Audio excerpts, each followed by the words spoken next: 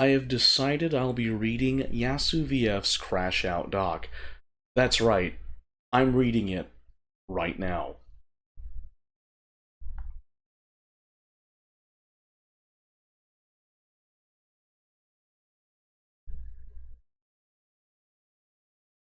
Intro. You can skip if you want. Hi, I'm YasuVF. Like most of you reading this or tuning in, I'm nobody, just like you. I've been a fan of a number of VTubers, and out of respect for those not involved in this mess, I won't be naming them. But after years of watching this community, I've hit a point where I'm genuinely disgusted. I never wanted to write a document calling for legal accountability against some of the most prominent indie VTuber figures, and I sure as hell never wanted to feel this disillusioned about a community I used to love. Just an illustration of what happened, so there's no confusion about the events that just took place in this community. Four people sat in a bar. One said to another, "I think one of them might be plotting against me. There's some suspicious information, but I don't know." Next thing you know, all three grabbed the one who said it, dragged them outside, cut their fucking head off, and claimed they were the victim. Then they returned to the bar and celebrate.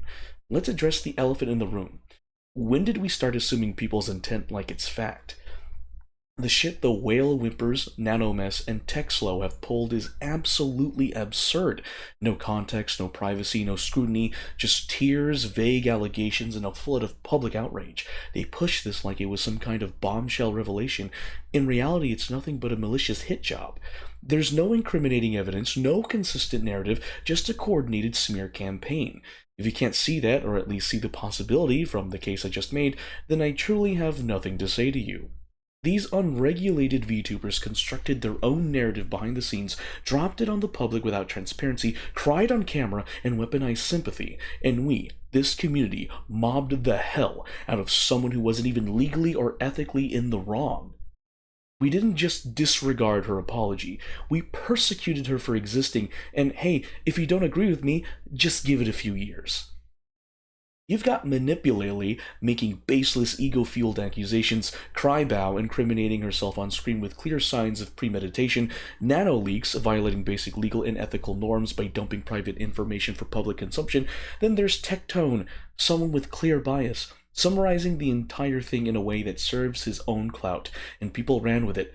Hundreds of videos made off hot takes instead of actual research. All I feel is disgust. I've done enough defending Cinder. There's nothing more I need to say in her defense.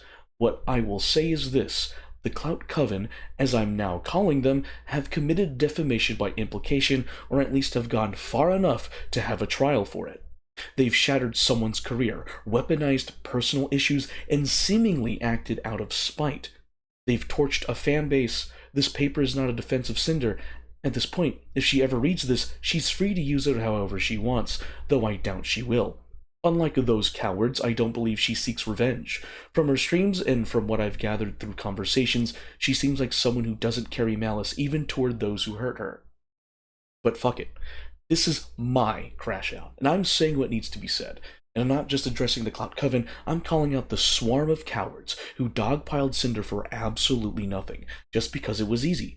You're part of this too. To clarify, this is not an analysis of the events, a neutral commentary, or even an impersonal letter. This is a document written using the same methodology employed by the Clout Coven. Little evidence, all words, pure emotion. The difference? I have the balls to actually make the claims and to use information that's genuinely damaging. I'm not twisted enough to manipulate public perspective without taking the hit myself. The claims in this paper are nothing more than my own interpretation of the events, the creators involved, their intent, knowledge, and actions. It is not a direct accusation, nor should it be taken as absolute truth. This is simply a paper I believe needs to exist. A paper addressing the issues no one else in this community seems willing to confront, whether this is comfortable or uncomfortable. I want to reiterate, while this document reflects my perception of events and people in a harsh manner, it does not dictate how I treat them personally, nor how I expect others to do so. In fact, I advise against it. People are human, emotional, and capable of being hurt. Responses are real, and emotions are valid. Everyone should be treated with respect. My perception does not determine my actions. If I believe Shylily is manipulative, that doesn't mean I will treat her as such. It simply means that if she does it again, I won't be surprised. I treat people not on their prior mistakes, but on their continuous mistakes. Thank you. Regarding the Clout Coven.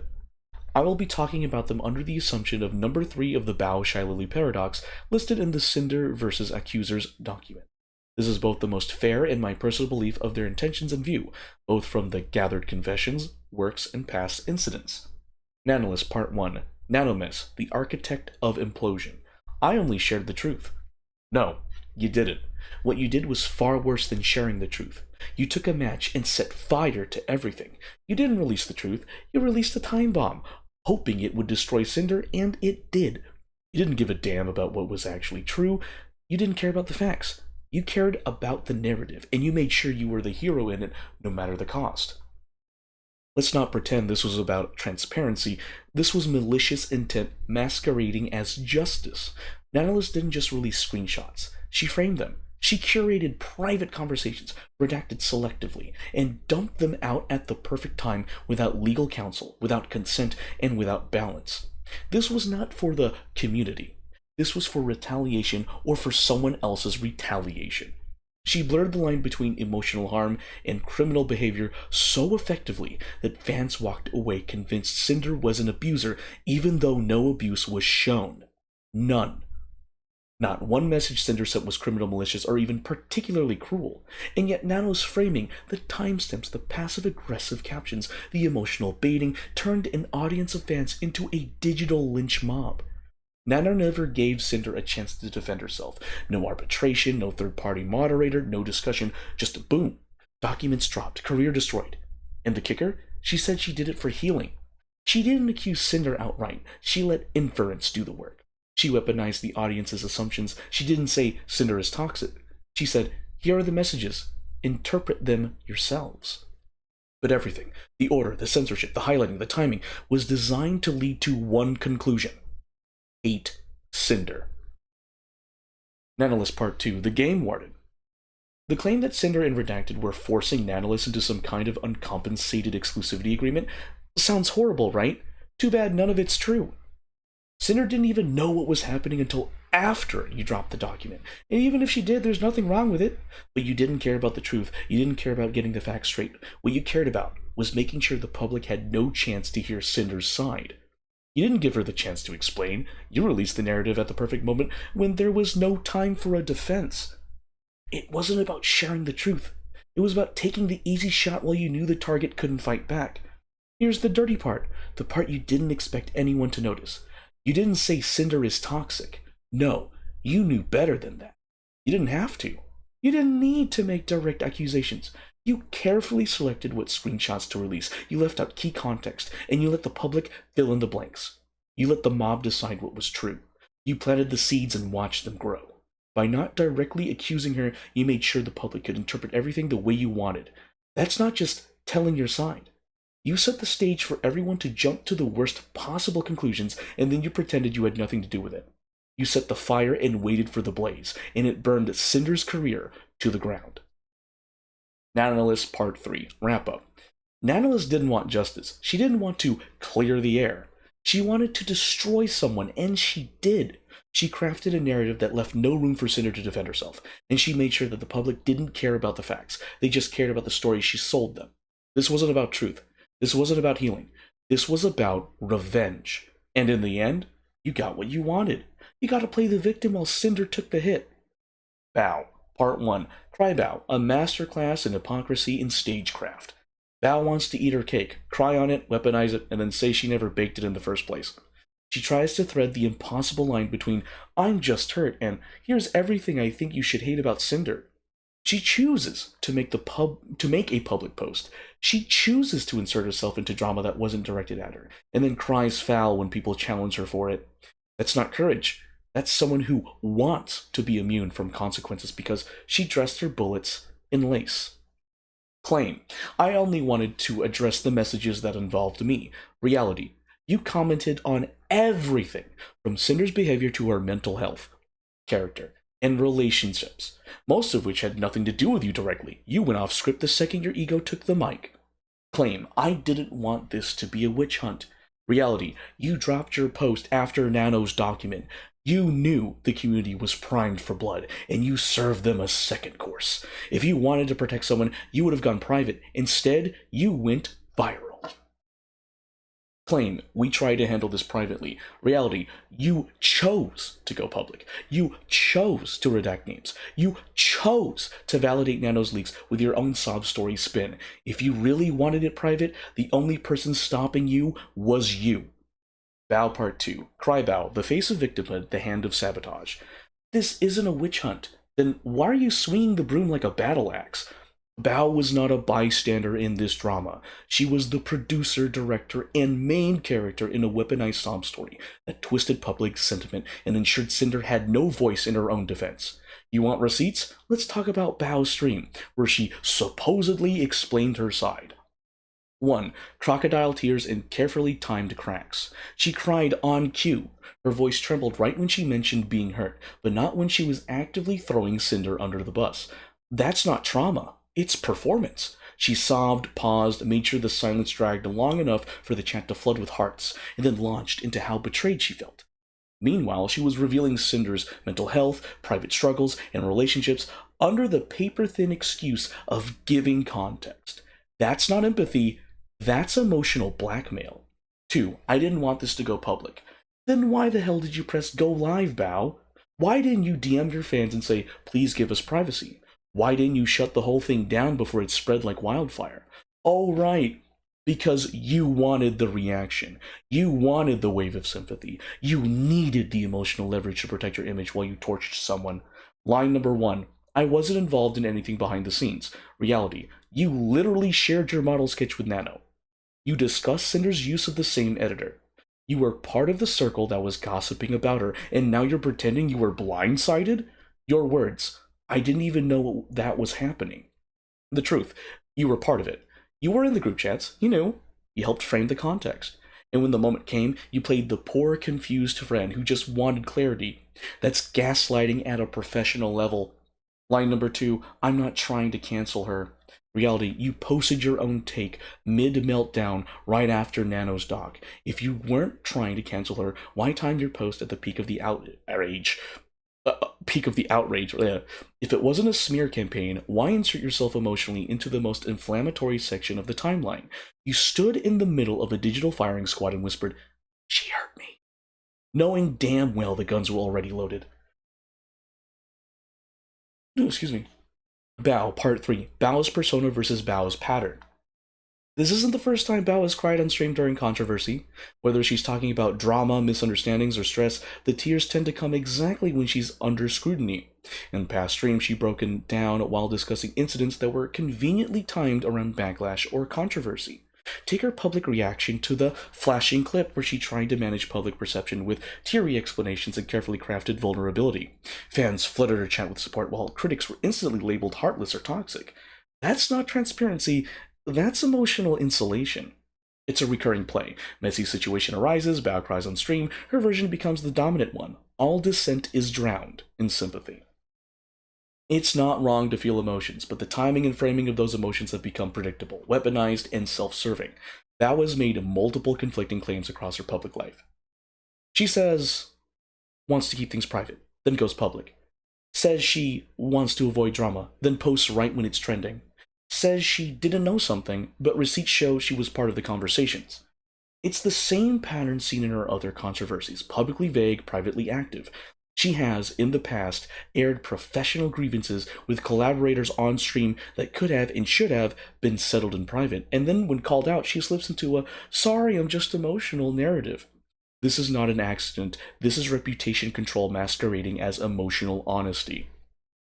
What makes all of this dangerous is that Bao has figured out how to engineer fan perception without ever directly attacking anyone. Instead of saying Cinder did X, she says, I just feel really hurt, or I just want people to know I'm not okay. Then their audience fills in the gaps with rage, loyalty, and mob behavior. It's parasocial manipulation. She doesn't ask you to cancel someone, she just sets the scene so that you decide they deserve it. And if anyone questions her, oh, you're attacking someone who's clearly hurting. No, we're calling out the fact that you got hurt, then hurt someone, then made yourself the victim. You are equally as guilty. Bao Part 4. The word friend means nothing to her. Bao's approach to friendship isn't built on trust, it's built on optics. One moment you're a dear friend, the next you're a painful lesson. She doesn't burn bridges, she demolishes them live, cries about the smoke, and sells the ashes as trauma. Her own words betray her. I feel like I think there's a lot to be said about how you perceive friendships online. Sometimes it is transactional, and sometimes there's mutual benefit. Transactional. That's how Bao defines friendship when the mask slips. Not trust, not loyalty, a mutual benefit. That quote alone should tell you everything. What kind of friend sees their relationship as a deal? What kind of friend leaks private group chat convos? What kind of friend participates in airing out a former ally's mental health struggles, then sobs to her fanbase about how she was the one betrayed? She doesn't protect her friends. She narrates their collapse. Friendship with Bao is only safe when you're useful and quiet, but the second you're inconvenient, you're content. Your context. You're cancelled. Bao Part 5. Wrap up. Let's make something clear. Bao isn't evil. She's not the mastermind of some diabolical takedown. She's something worse. A coward who wanted to look like a hero. She said, sometimes friendship is transactional and sometimes there's mutual benefit. That's not just a quote, that's a worldview. That's the quiet part said out loud. The belief that relationships are currency and emotional leverage is a tool for survival. It's not empathy, it's branding. She claimed she didn't want this to go public, then went live in front of thousands. She claimed she only spoke about what involved her, then gave full commentary on events outside her scope. She claimed it wasn't a witch hunt, then dropped a tear-soaked monologue right after a public doc dump. That's not a mistake. That's sequencing. That's framing. That's your influence to create a story, then backing away when it turns to fire. Let's line it up. Bao has a history of going public with private grievances. She has repeatedly cried on stream in direct correlation with criticism, sometimes legitimate, sometimes self-inflicted. In her response to Cinder, she amplified the outrage without taking responsibility for the consequences. Her Twitch and YouTube content after the drama reflects no genuine effort to clarify or apologize, only silence and branding continuation. She directly benefited from the drama, increased attention, support, and reaffirmation from fans and peers who never questioned the story. And meanwhile, Cinder got silence. Cinder got death threats. Cinder got erased. She says she wants peace, but she threw the first stone from behind a velvet curtain. She wants to be seen as the one who spoke her truth, but she crafted a truth designed to hurt, then dipped the whole thing in sugar. This wasn't an accident. This was an emotional PR campaign, timed perfectly to sync with Nano's draw. She let others go full scorched earth while she posed as the heartbroken one, and she gets away with it. You don't get to weaponize a fan base, cry about the results, and then ask to move on. You don't get to frame someone else as the monster while hiding the blood on your hands. And you sure as hell don't get to call what you did healing. Shylily Part 1. The snake behind the scenes. Shylily didn't cry. She didn't post a document. She didn't take center stage. No. She handed someone else the knife and watched the show. While the community was busy wiping Bao's tears and decoding Nano's hit piece, Shylily played the one role nobody paid attention to, the informant. She's the one who gave Bao the screenshots. She's the one who knew how fragile Bao was, how emotionally wrecked, how easy it would be to spark a meltdown, and she delivered it with a bow. That's not support, that's a setup. She picked her moment. She knew exactly what the effect would be.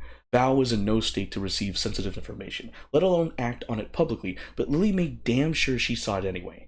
You don't give someone bleeding from the heart a loaded gun and not expect them to pull the trigger.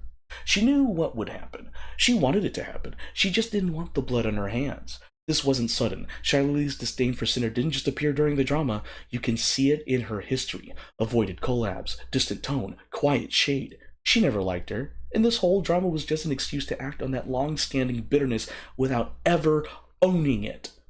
She didn't leak out of concern. She leaked out of convenience. And notice how she never went public, never made a statement? That's not maturity. That's cowardice wrapped in plausible deniability. She didn't need to say anything. She already said everything behind the scenes. Lily is the kind of person who smirks when the house burns, then shrugs when asked if she lit the match. Shylily Part 2. Strategic silence isn't innocence. Let's talk about tactics. She sits on information for weeks, times the leak to when Bao is emotionally wrecked, delivers the material and walks off stage, and then silence. No apologies, no statements, because she wants one thing: to look clean while others do her dirty work. She chose to avoid being the face of the drama.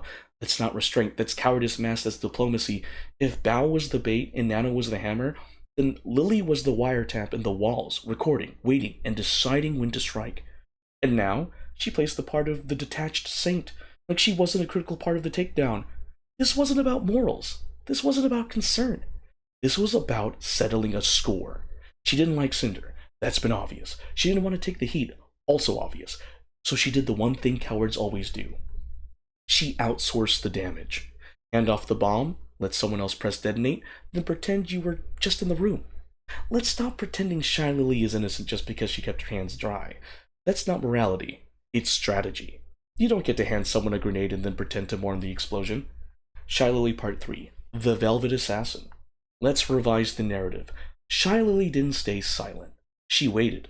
She held her tongue while Nano dropped the document. She stayed quiet while Bao melted down on stream. But the moment Cinder tried to speak, then she struck. She didn't post to bring nuance. She didn't post to cool things down. She posted to delegitimize Cinder's response, to finish the job. Her post wasn't reflective. It was retaliatory. It was an open hand slap disguised as a statement. Cinder said her piece, calmly, publicly, and with more restraint than most people could ever muster while being dogpiled online. And Shylily's response? Not acknowledgement, not clarification, not even a, maybe there are two sides. She went straight for the throat, called it out, dismissed it, and doubled down on the narrative that had already done its damage. That's not healing. That's spite. She didn't care that Cinder was receiving hate. She didn't care that things were already spiraling. She just wanted the last word. And that's the most disgusting part. She waited until it would hurt the most. Shylily Part 4, wrap up. This was never about protecting the community. It was about destroying a rival with minimal risk and maximum reach. Shylily sat on information with Nano, delivered it at a tactically devastating time, watched Bao implode under the weight, let the mob light up, and then threw her own jab when Cinder tried to stand back up. She didn't want to expose wrongdoing. She wanted to win, and that's the pattern. She positioned herself as wise, level-headed, and above the fray, but every action was meticulously placed to cause as much damage as possible while maintaining plausible innocence. And here's the truth. If you supply the weapon, if you choose the target, if you time your move for maximum damage, and if you deliver a final blow under the guise of just being honest, you're not innocent. You're complicit. You're cruel. Shylily may not have started the fire, but she sure as hell made sure it burned. Final part. The Clout Coven manufactured martyrdom, marketed misery. Let's not mince words. This wasn't a misunderstanding. This wasn't things got out of hand.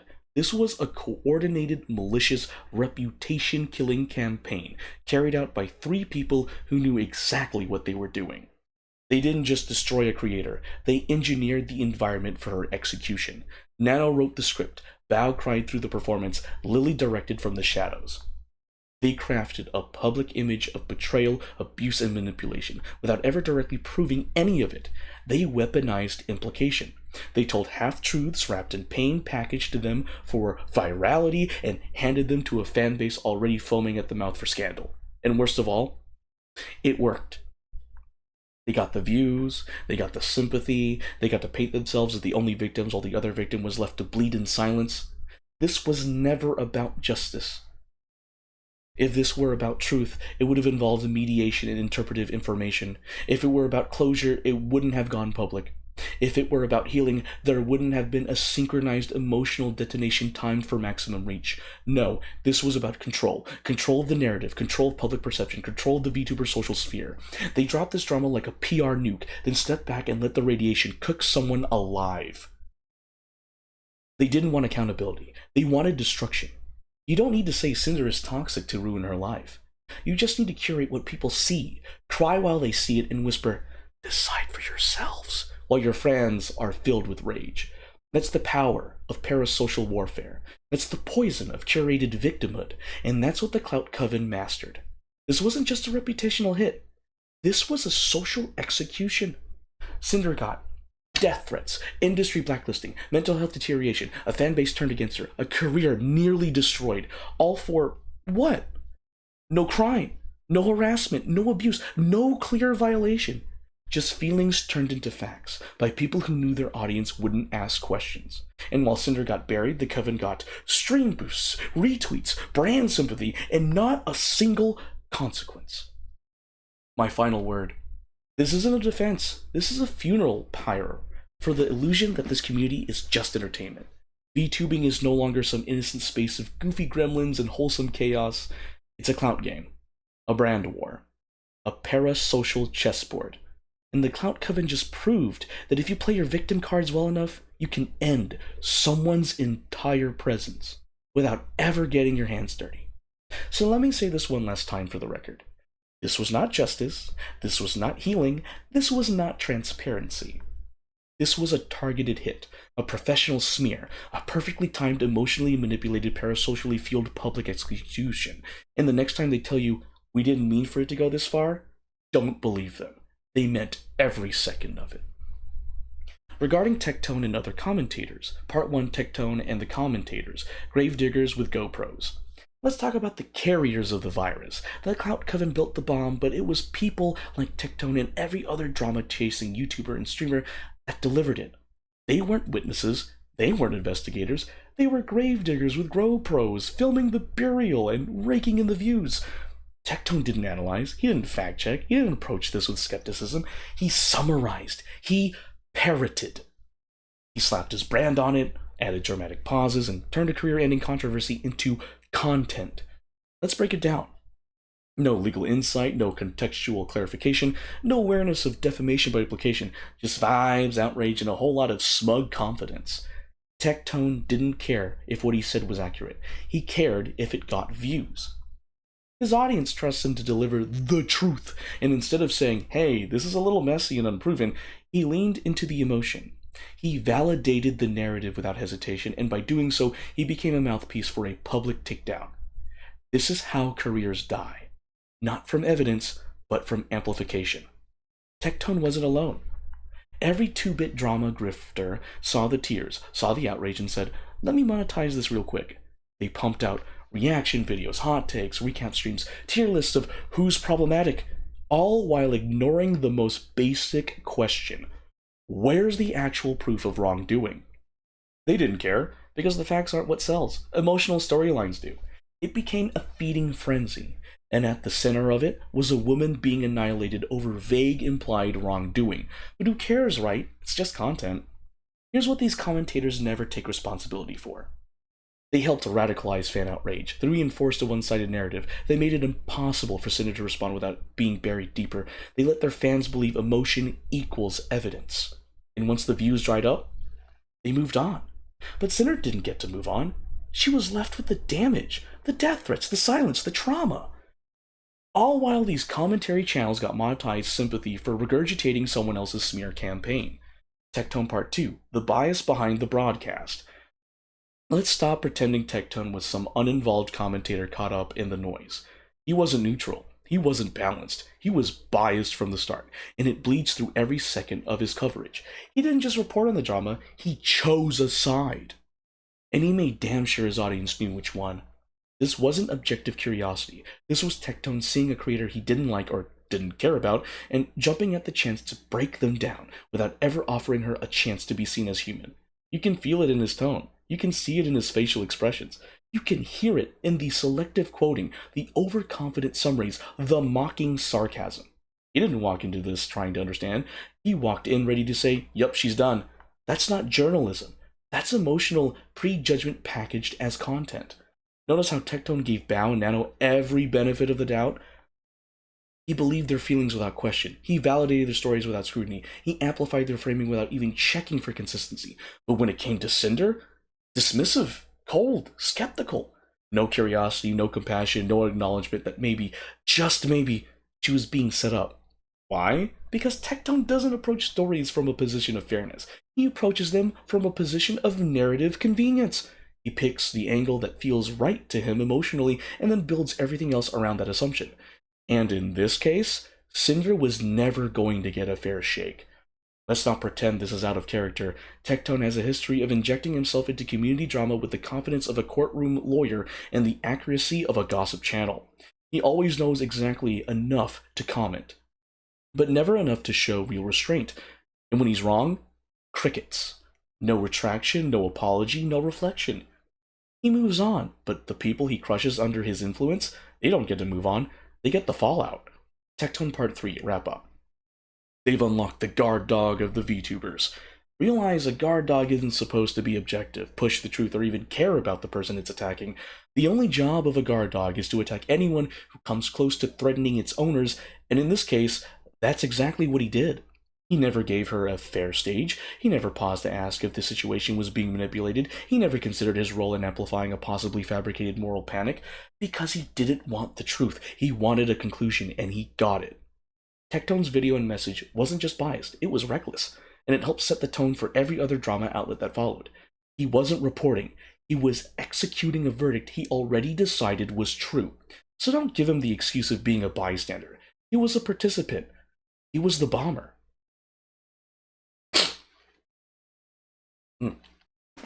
I need a drink. Oh my gosh, I'm getting into it.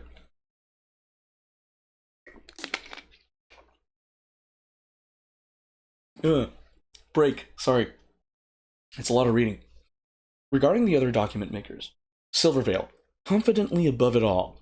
Cinder's Red's narrative around Silverveil was that she just didn't care, that she was indifferent, that she thought she was above Cinder, that maybe she wouldn't say it, but she felt it. Turns out she didn't even try to deny it. I've never really been close to Cinder, and honestly, I just didn't care about that at all. There it is, straight from her mouth.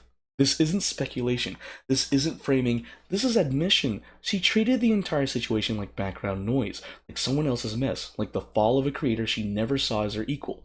In her response stream, Silverveil didn't just distance herself from Cinder, she framed the entire dynamic as transactional, as in, Cinder was never really my friend. It always felt like a business arrangement. Let's take that at face value. Even if that perception was genuine, that's exactly the problem. You never tried to understand her, you never tried to reach her emotionally, you stood back, made your assumptions, and when the fire started, you let it burn. It's easy to say a relationship is transactional when you never gave it a chance to be anything else. You call it cold detachment, I call it dehumanization. That's the theme with Silverveil. She doesn't scream, she doesn't accuse, she just reduces people to noise, to miss, to inconvenience. But I saw it for what it was, a quiet rejection of someone trying to belong because you didn't think they were worth the effort. Because you didn't even try to see her as a potential friend. All you saw her as was less than. That's the part everyone missed. Spite, the bandwagon liar. Spite wasn't part of the original story. She wasn't in the room. She wasn't in the documents. She wasn't involved. When the pitchforks came out, she spread it to the front of the mob. She didn't drop proof. She didn't offer clarity. She dropped a lie, a bold one. That Cinder stole her art. For a second it worked. People believed it. Screenshots spread. Threads lit up. But then, the receipts hit. Turns out, the art wasn't stolen, not traced, not copied, not even inspired. It was visibly different, functionally unrelated, and completely above board. What's more, the reference sheet for Cinder's model came out months before any post about it from Spite.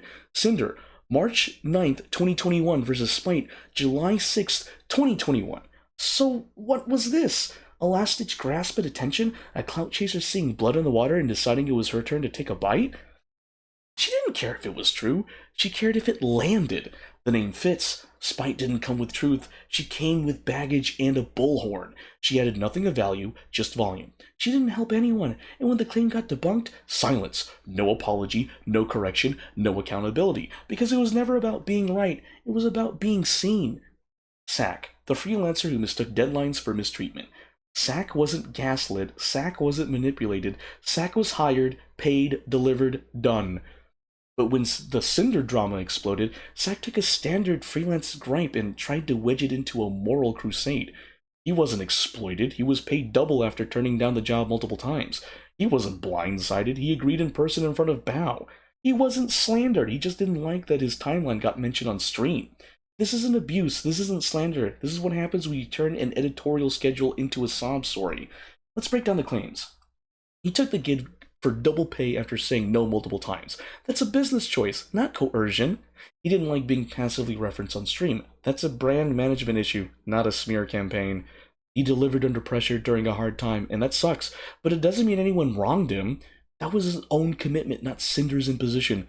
His biggest grievance? that he didn't feel respected as more than just an editor, that he wanted to focus on personal projects. Cool, that's fair, but that's not a scandal. It's a freelancer finally saying no and feeling weird about it. What Sack wrote wasn't a call-out, it was a vent post, and if he'd left it as that, no problem. But the minute he slid it into the middle of a coordinated public takedown and implied wrongdoing, he made himself part of the smear. He didn't share this for clarity, he shared it for alignment, to feel like he was on the right side. To turn a stressful gig into retroactive moral justification, but the receipts show otherwise. He got paid well. He knew the terms, he delivered on time, and he only got hurt when people didn't applaud loudly enough. This isn't bravery, it's a side character trying to reframe burnout as betrayal. Rain. Bitterness with a bow on it. Rain didn't come forward to support anyone. He came forward to settle a score, one that had been sitting in his drafts for 5 years.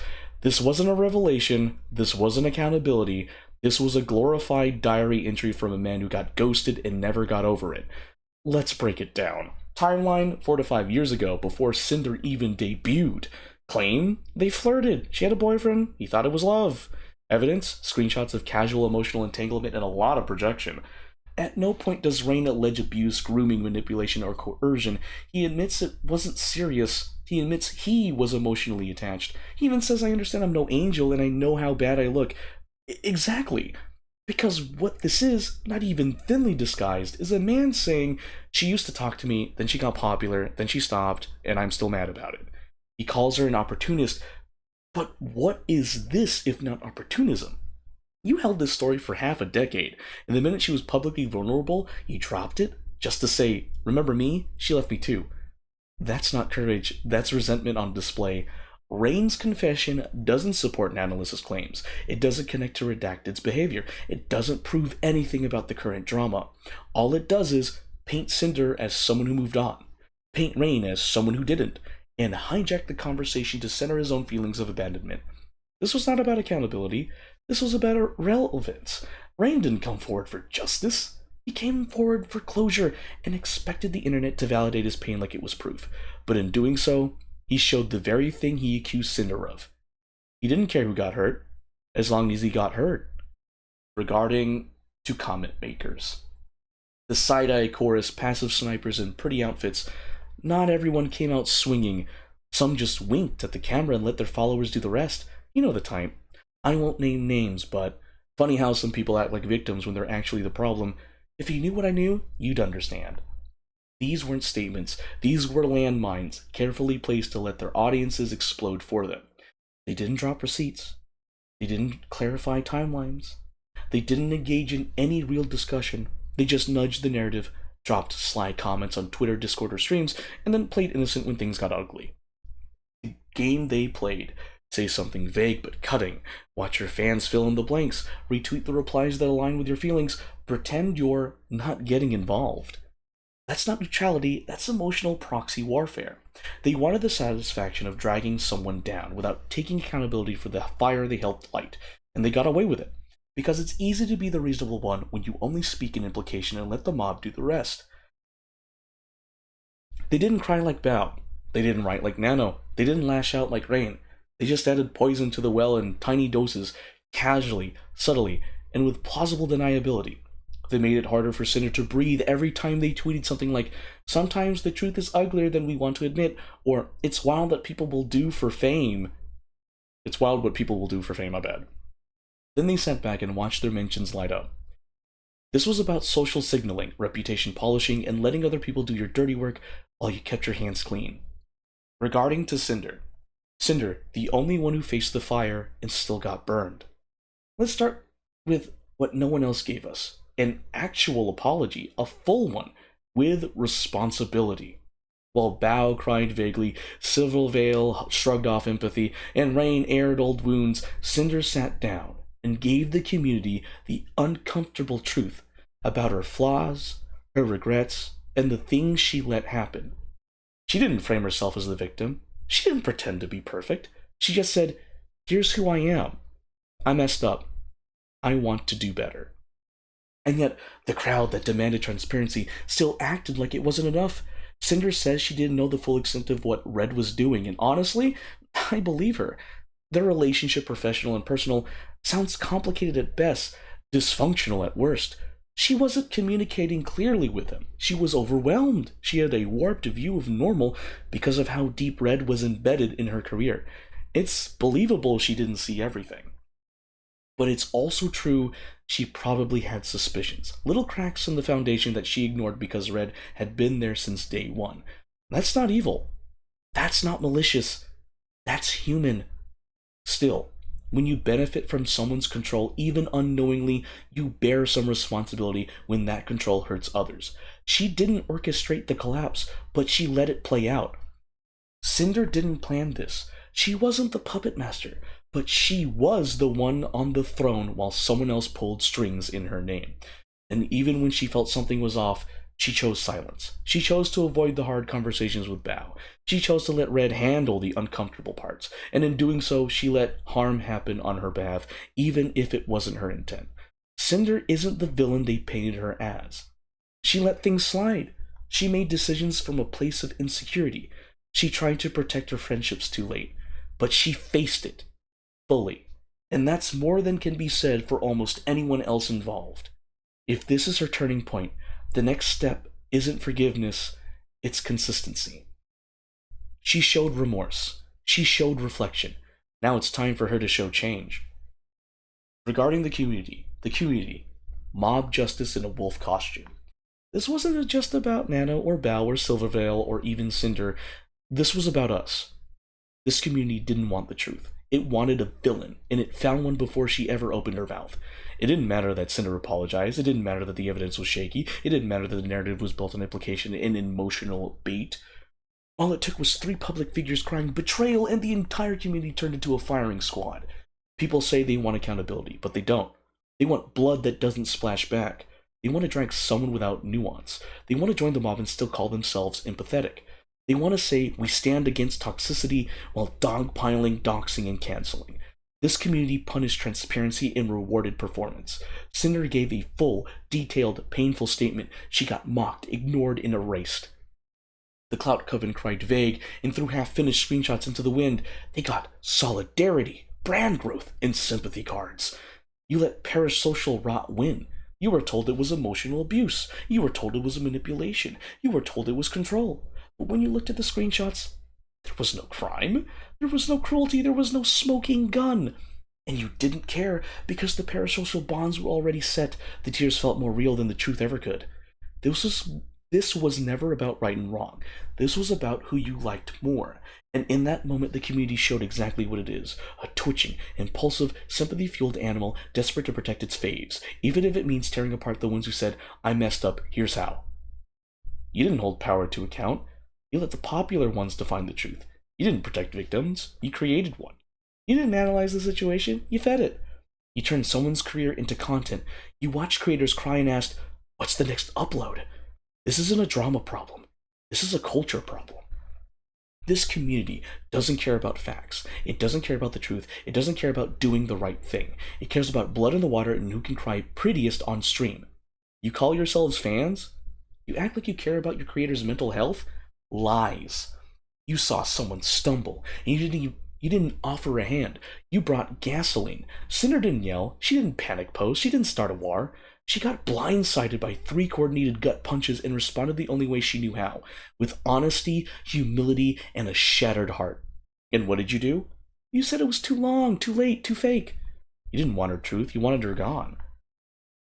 You gave Nanoless a standing ovation for weaponizing implication. You comforted Bao while she sobbed and slashed in the same breath. You excused Shylily's cold detachment like it was grace. You let Tectone summarize a stranger's life for content and called it for coverage. You nodded along with Silvervale admitted she never cared. You treated Rain's bitterness like evidence. You let Spite's passive digs slide because they fit the story. You praised Sack for his professionalism while you brought old freelance drama as a war crime. You posted side eyes and reaction gifts pretending neutrality while fueling the fire. You watched it all clap for your favorites and called it truth.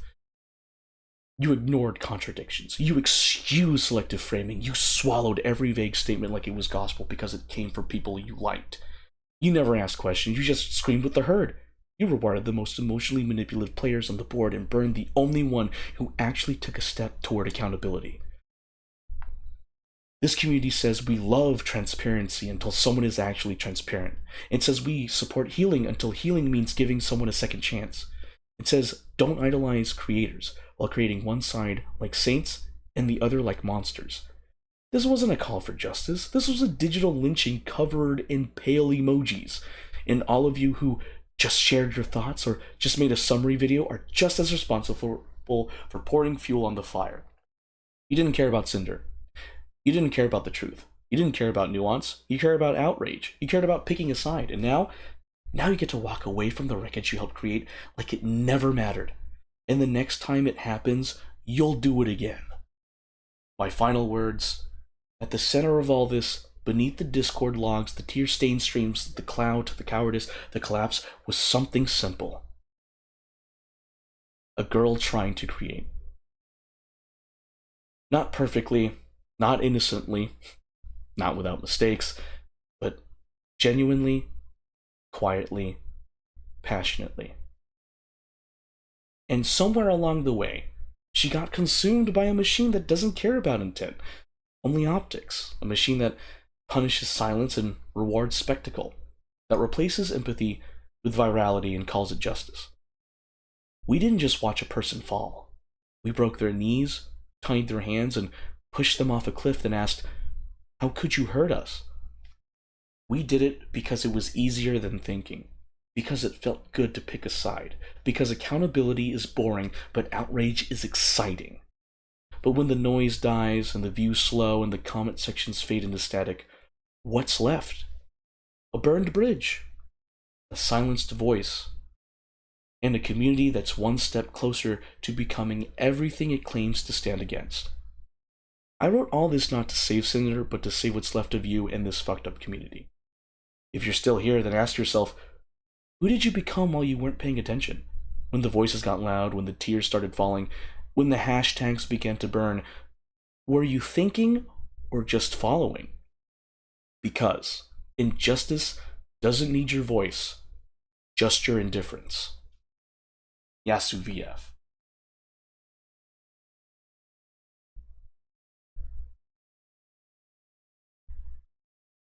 A very compelling crash out doc.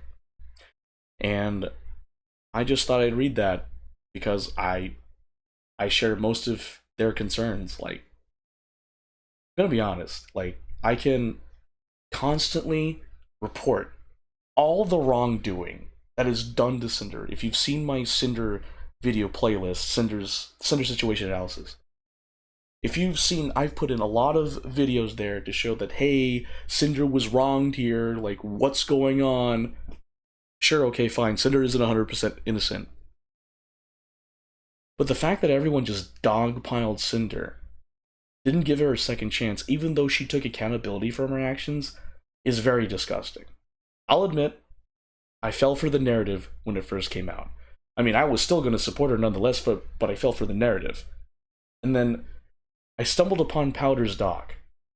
And when I did and read it, I was like, oh, something's not adding up. What the heck? And I immediately started critically analyzing everything. And then I stumbled upon YasuVF's Google Doc, Sinder versus the Clout Coven, and their crash out doc. And then at that point, it reinforced and solidified the idea in my mind that, like, hey, Cinder just got screwed over badly. What Yasu said was pretty accurate, I'd say. I agree with YasuVF on this. Cinder is just someone trying to make content. And she took the time to explain her side and apologize to people. And then what she got in return was more lies and slander, people dogpiling her over something that she didn't even do. If you've seen my videos, Bao's model got cancelled, right? Okay. But Redacted didn't ask Nano to cancel Bao's model mid-progress. He didn't even say that. Bao also, in her Google Doc, references stuff that happened in 2025 as the reason why her model got cancelled in August 2024. And then with Silverveil, Nanoless literally told her that she canceled due to health reasons, and in one of the screenshots, she would blame her lover Mio, not anyone else, for the model cancellations, as far as I understand. And then that exclusivity deal, don't get me started on that. That exclusivity deal, like, it's a legal thing to do. If the deal had gone through, then Silverveil, Contail, VA, and Bao would have just gone to other artists, supported other artists. And if it didn't go through, then they would have access to Nanoless's art. Not bad. Sure, I guess it's kind of bad because, oh, you're targeting Silverveil, but at the end of the day, the exclusivity deal would not have hindered Bao, Silverveil, Contail, VA's ability to stream with the models they already have. They already have models, guys. Like, if they have lost access to Nanoless, they can just commission some other artists to do it. But it's like, you don't want them to support other artists? You don't want other artists to be supported? Like, this encourages competition. It's not bad. People framed this exclusivity deal as something horrible. But let me put this out there. You know, some other VTubers probably are in contracts too. Some of them probably have an exclusivity agreement. And the whole thing about Nanoless calling out Cinder and saying, hey, it's a blacklist? Like, setting up the blacklist? No. Because if you guys didn't know, blacklisting doesn't require consent. And if they were setting up the blacklist, why would they need to talk to Nano about that? And literally in the screenshot, Redacted said, model exclusivity, so the blacklisting goes away. And then with Spite saying that Cinder copied her when there's literal evidence that that's not the case. It's just really disgusting, to say the least. And then, like, with Shylily, by the way, if you didn't know, Shylily spent 3 hours of her VOD that occurred on April 28th, 2025, this year. She spent like 3 hours talking about Cinder. She even mentioned about how her shares could be bought out by GamerSubs, which, by the way, is horrible business etiquette. That is disgusting business etiquette. That is bad.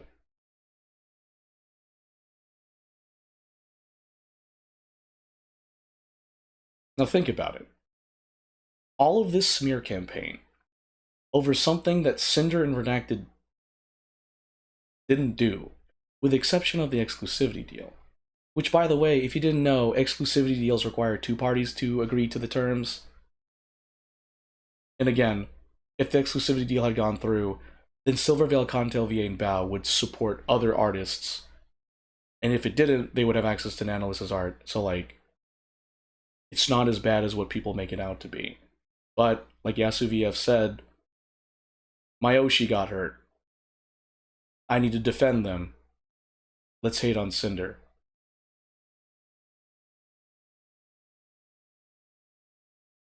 Think about that. The only thing that, like, Cinder Redacted did, if you wanted to clump them together, was the exclusivity deal. All this thing about manipulation and coercion, none of it's in there. None of it. Manipulation. That's like coercion. Like, do this or this will happen. But if you look at the screenshots, like YasuVF says, none of that even exists.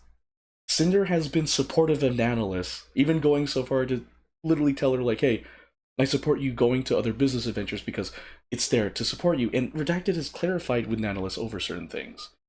The Google Docs is not consistent across the board, and the screenshots are put out of order to create a narrative. That's what I think anyway.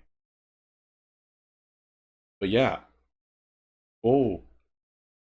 Cinder is a vile vixen that did all this stuff to her friends. And the thing that really bothers me is about handling this privately. Let's think about this, guys. Let's think about this. If you had a problem with someone, if you had a problem with your friend, right, you would try and, talk to the person, probably get some advice from some people, but you do a one-on-one with that friend and be like, hey man, I think you're bothering me. It'd be great if you stop that. But in this situation, Shylily, Bao, and Nanoless took the time to discuss the best way to handle dealing with Cinder. If they had a problem with Cinder, why didn't they talk to them? So far, the only evidence of them reaching out to Cinder is from Shylily on her April 28th VOD, where she says, "We did handle it once, and that was it." She didn't provide more information on that. All she did was say, "We did once," and that was it. I've looked at some of the VTubers' reactions to the videos, and none of them said they reached out to Cinder, as far as I know. None of them reached out to Cinder. If this was a problem, why didn't they talk to Cinder to begin with? Why did they need to make Google Docs and post it and publicly smear Cinder's reputation? And Shylily even said it in her VOD on April 28th. When Cinder redacted did the mature decision to reach out to Nanoless to figure out what was going on, Shylily said that, Nanoless blocked them. That's not being a friend. That's being an enemy. That's a fake friend. And just from looking at everything, it just looks like all the friends that Cinder got, in the girly pops and whatever, it just seems like they're fake friends. If they're not willing to handle this privately, to talk to Cinder one-on-one, to resolve this privately, then they're not friends. That's enemies. That's like, they used her as a business stepping stone. Now, let me frame that differently, right? Let me see if I can frame this differently. Why, if you had beef with someone, why would you drag other people into your drama? Why would you? And why would you? Yeah, just why would you drag other people into your drama? Someone explain that to me. They decided to post all of this stuff to the public. And by doing so, they, whether they meant it or not, weaponized their fan bases against Cinder. They dragged us into their drama. This is drama between them. This is drama between Shylily, Bao, Nanoless, and Cinder.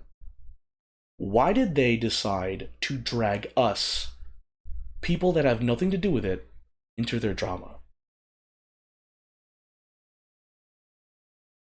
Their drama isn't going to affect me from playing Donkey Kong Bonanza. Their drama isn't going to prevent me from going to my job later today. Their drama isn't going to prevent me from getting my Big Mac from McDonald's. Why do I need to know this? Why don't they just handle it privately? Because what they did is create a more toxic environment for the VTuber community. That's what I think. But they did it. They did it. Bao, Shylily, Battle, they did it. They effectively kicked Cinder out of the VTuber's face. Disgusting job on their part, but hey, what matters is they did it. Over a nothing burger accusation.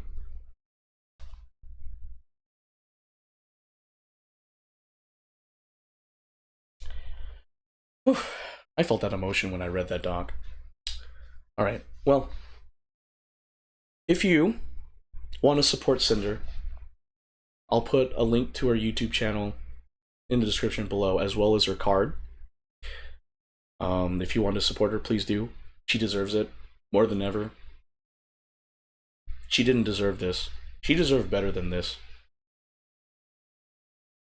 She showed that she's willing to take responsibility. She showed that she's human. And that's all we can ever ask for someone that makes a mistake. So yeah, please support Cinder. I'll put links to her socials in the description below.